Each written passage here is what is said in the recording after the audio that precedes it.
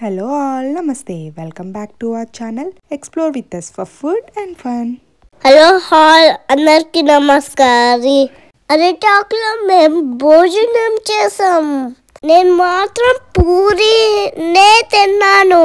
Video చూసి subscribe చేయండి. Like share subscribe. పియర్లర్ స్ట్రీట్ ఫుడ్ అని ఒక ప్లేస్. దీంట్లో బనానా లీవ్స్లో మనకి ఇంటి దగ్గర ఫంక్షన్స్ ఎలా అయితే జరుగుతాయో, క్యాటరింగ్ సర్వీస్ ఎలా చేస్తారో అలా కూర్చోపెట్టి బనానా లీఫ్లో సర్వ్ చేస్తారు.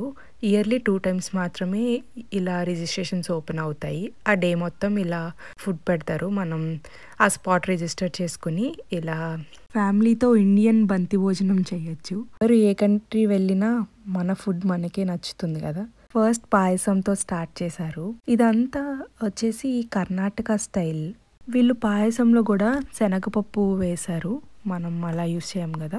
కొత్త ఆవకాయ, మజ్జిగ మిర్చి, కొబ్బరి ఇంకా మామిడికాయ కలిపి చేశారు. పికిల్ చట్నీ లాగా చాలా బాగుంది. నాకైతే బాగా నచ్చింది. డిషెస్ కూడా చాలా వెరైటీగా ఉన్నాయి అండ్ టేస్టీగా కూడా ఉన్నాయి. ఖచ్చితంగా చూడండి వీడియో మొత్తం. అండ్ కట్టె పొంగల్ పెట్టారు, వడియాలు అండ్ బెండకాయ చిప్స్ కూడా పెట్టారు. మా సైడ్ అయితే పెళ్ళిళ్ళలో పెట్టే భోజనాల్ని బంతి భోజనాలు అంటాము. మీరేమంటారో కామెంట్ చేయండి.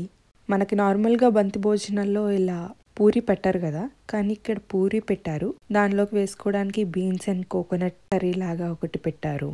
సాలాడ్తో స్టార్ట్ చేస్తారు కాబట్టి చాలామంది sprouts and carrot salad.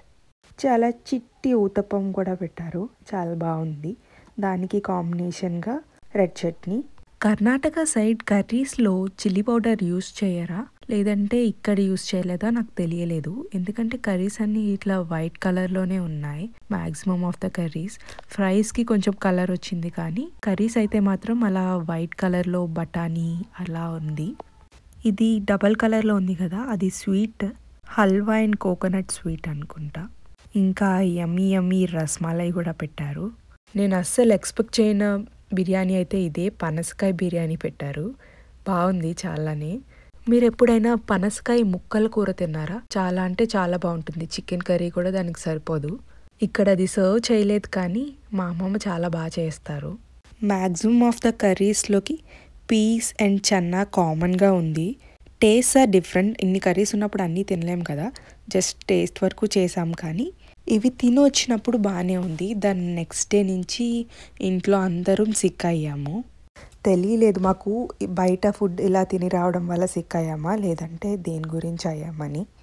యుఎస్ఏకి parents visit చేయడానికి వస్తారు కదా, వాళ్ళ పేరెంట్స్ని తీసుకొచ్చి అందరూ కలిసి ఇలా తినడం, అది వాళ్ళందరికీ బాగా నచ్చింది. పెద్దవాళ్ళు అయితే చాలా హ్యాపీగా కనిపించారు. ఎప్పుడో కానీ కలవని గ్రాండ్ చిల్డ్రన్తో వాళ్ళు భోజనం చేయడం అంటే వాళ్ళకి హ్యాపీగా ఉంటుంది కదా. ఇలా మనకి బంతి భోజనాల్లో సర్వ్ చేసినట్టే ఇలా సర్వ్ చేశారు. ఇవన్నీ క్యాటరింగ్ కోసం పెడతారు కదా, సేమ్ అలానే అన్నీ సెట్ చేసుకున్నారు. చాలా రకాలు చట్నీస్, పొడులు అన్నీ. ఈ ఒక్కటి కమెంట్ చేయండి, మనం తిన్న తర్వాత ఆకు మన సైడ్ ఫోల్డ్ చేయాలా, ఆపోజిట్ సైడ్ ఫోల్డ్ చేయాలా? ఈ ప్లేస్ వచ్చేసి మారిస్విల్లో ఉంది. ఎవరైనా దగ్గరలో ఉంటే తప్పకుండా విజిట్ చేయండి. Please do subscribe for more such vlogs. Like share subscribe.